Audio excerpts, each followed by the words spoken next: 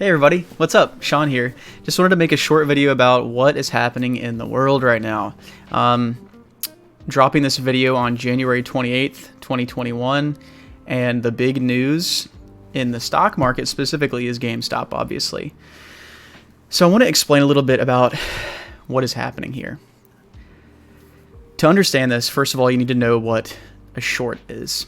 So when somebody shorts a stock, they're borrowing it typically from a broker, and then they're instantly selling it. So let's use GameStop as an example. A lot of these large hedge funds, in theory, borrowed the stock at $40, sold it immediately, and their price targets were like 20. So what they thought was they could close their position by buying the stock at 20, and then you have a $20 a share profit. But what happened? They say it's all the Reddit community, but I think it's really become millions of people, a societal thing. I think it's really just turned into a wildfire where basically any average Joe that's paying attention right now is either in on it or watching it. And so what happened was the price skyrockets, right? It goes up to like $200-300 a share. I think it even got above 400 at one point. And so what does this mean? So these guys shorted the stock. Again, they borrowed it, sold it instantly. It didn't go down, it went up. So instead of making $20 a share, now they're losing $200 to $300 a share, right? So what happens?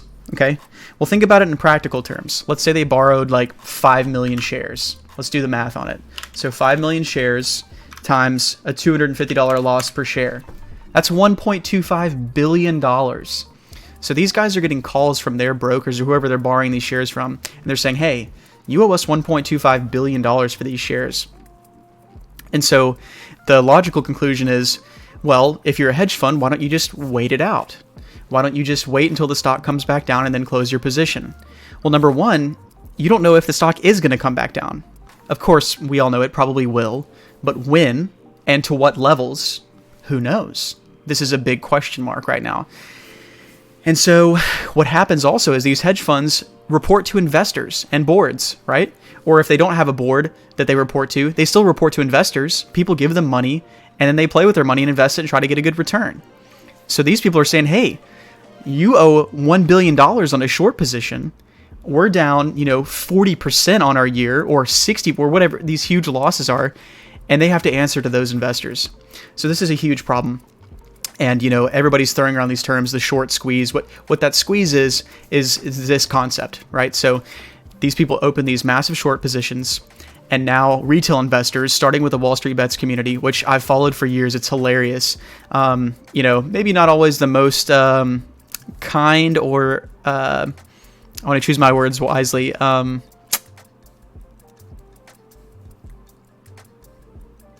reputable investing community. It is funny, great memes, and I gotta say, there's some great DD on there, due diligence. So some of these guys really actually do their research, which is, interesting. People don't expect it, and I think they've gotten a lot of flack from people like CNBC that go, oh, these armchair investors don't know what they're doing. Well, I guess they kind of do, because they are putting pressure on long track record, extremely successful hedge funds that are sophisticated investors that are literally blowing up and owing billions of dollars to the people they borrowed the shares from.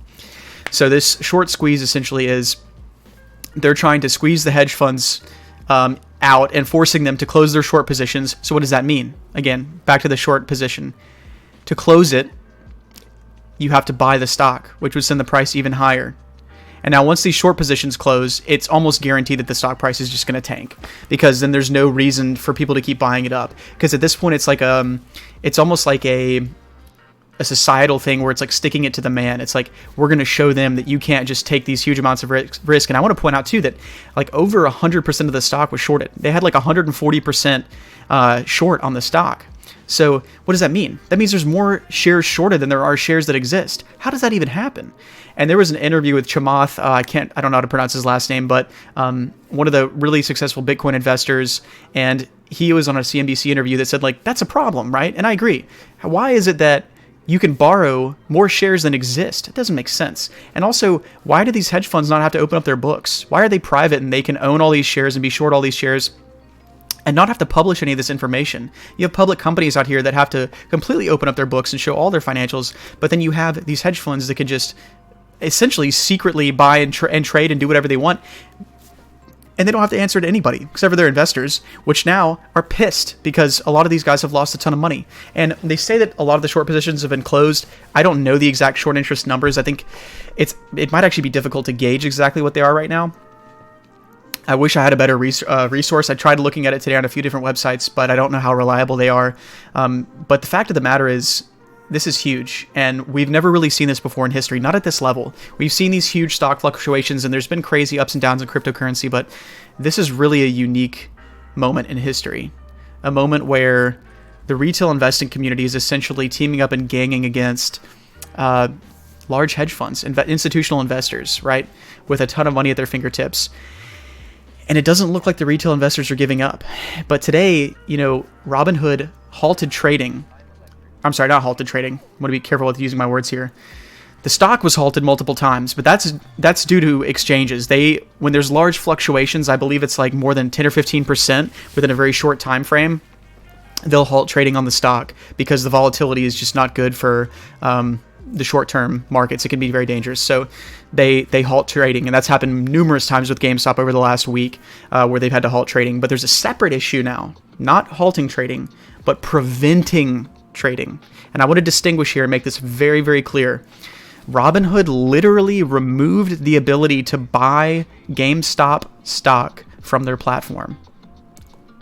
And I believe a couple other stocks too. I believe it was also like AMC and maybe BlackBerry, and I think it's HOK was the other one. Anyways, this is unprecedented. This has not happened before.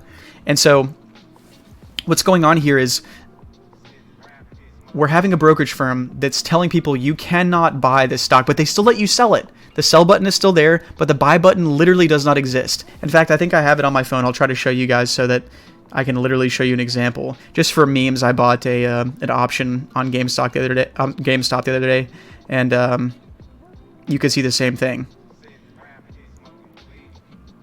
Oh, of course, now it's open back up because it's after hours. But anywho, let me go see if I can actually do it on GME.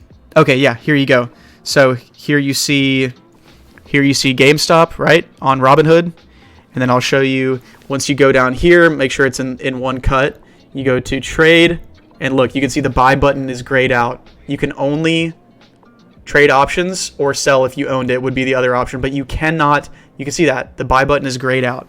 This doesn't happen. This is not something that, I remember seeing some guy in CNBC that's like, this happens all the time. No, it does not. This does not happen all the time. This is unprecedented.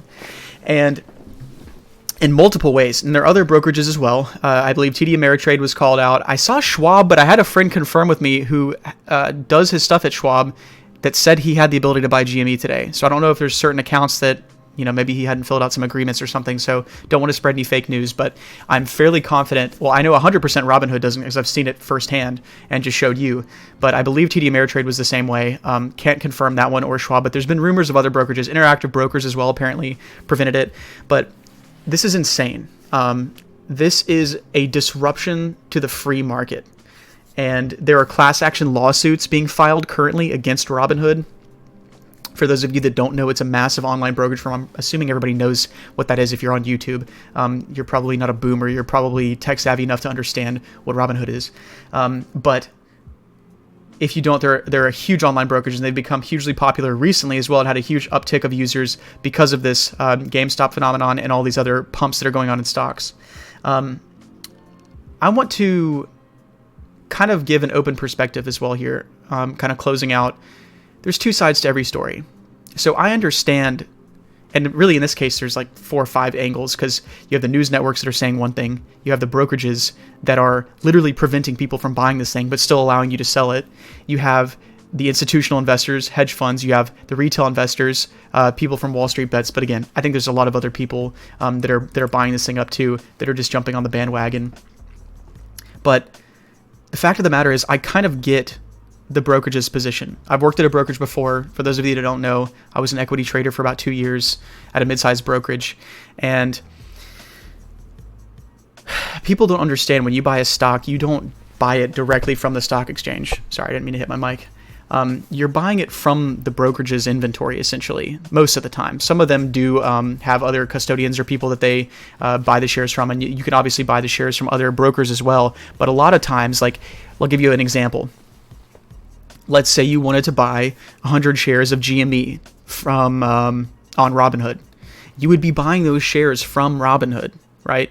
They probably have, an inventory of maybe 50 or 100,000 shares, whatever they have, and they give you their shares in exchange for that price because they say we could buy them again on the, on the market from other people or whatever.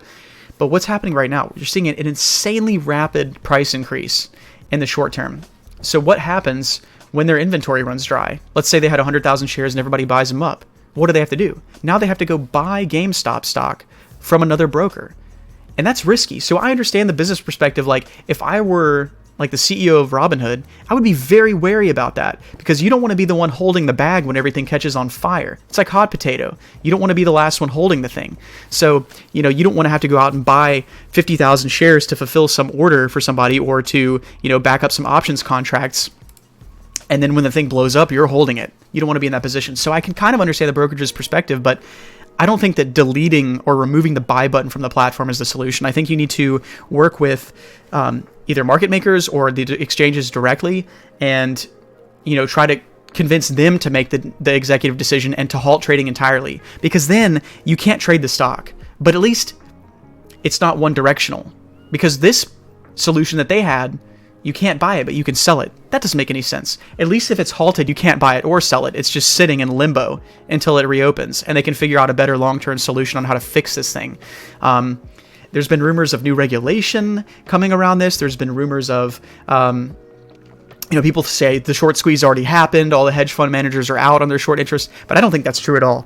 Everything that I've seen online signifies that there are still millions of shares that are being shorted. Or not necessarily being shorted, but that have been shorted or are continuing to be shorted, one or the other. Again, it's hard to know. And that's another difficult thing, and I think something that I would like to see improve over the next few years here is information being easily accessible. Why is it that it's so hard to find an accurate number for how much a stock is short? It's easy to find what the price is and, what a company's PE ratio is. But why is it that companies like Bloomberg and all these other investment research companies have a gated community around sophisticated investment information?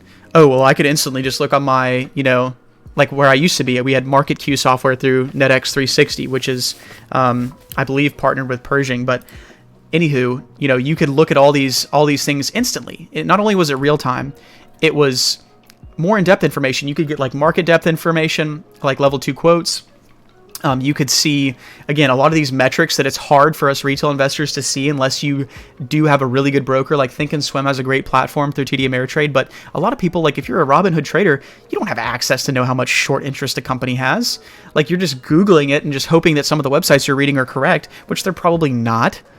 So you're trading based on this information. So my point is, I would love to see several changes out of this. I wish that brokerages wouldn't just remove the buy button from their platform. That's not a solution. I also wish that we would see more proper regulation, not on the retail investor, on the institutional investor. Why are you able to short a stock 150%? That doesn't make any sense. More than 100% of the shares are shorted. It just doesn't register. It just like, it's beyond thinking. You can't explain why that should happen.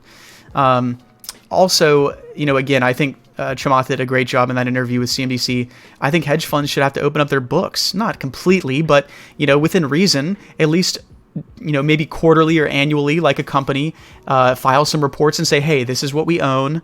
This is what we owe in shorts. And, here are some of our major positions. I think that's a reasonable thing to ask. Why are they able to operate like ghosts and nobody sees them, or they don't have any form of responsibility when they are managing a ton of money, millions, billions of dollars? It just doesn't make sense. It just doesn't make sense. There's really no good way to explain why that should exist today.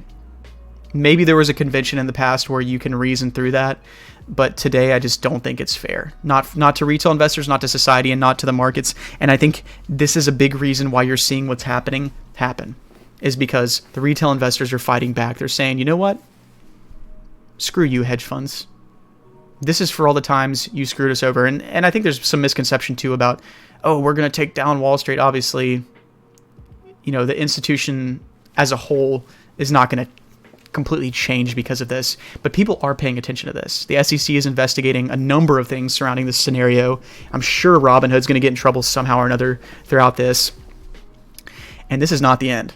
I don't think the short squeeze is over, but I'm not an investment expert. I just have a little bit of history and a background in finance, and wanted to share my thoughts because I've been reading a lot of this today, and it's fascinating, really. It's going to be interesting to see what happens in the future, and hopefully everything has a happy ending. Hopefully regulations change. Hopefully some of these organizations have to be held more responsible. Maybe that's wishful thinking. I don't know, but here's to hoping. Hope everybody goes out and makes some money in the market, and yeah, if you're in GME, good luck. Hold on to your butt. Be intelligent. Don't bet too much of your money on it. Common convention is don't sink more than 10% of your portfolio net worth in a single position. So be smart. Don't go gamble your life savings away for a meme. Or if you do, at least realize that it's your own damn fault and it wasn't some greedy corporation. You click the button, which, by the way, should come back. In theory, tomorrow they're going to re-add it. Robinhood is, but they said restricted trading, whatever that means. I don't know if they're going to have a certain amount of volume that they'll allow or what. But it's going to be very interesting to watch. I don't think we've seen the end of this.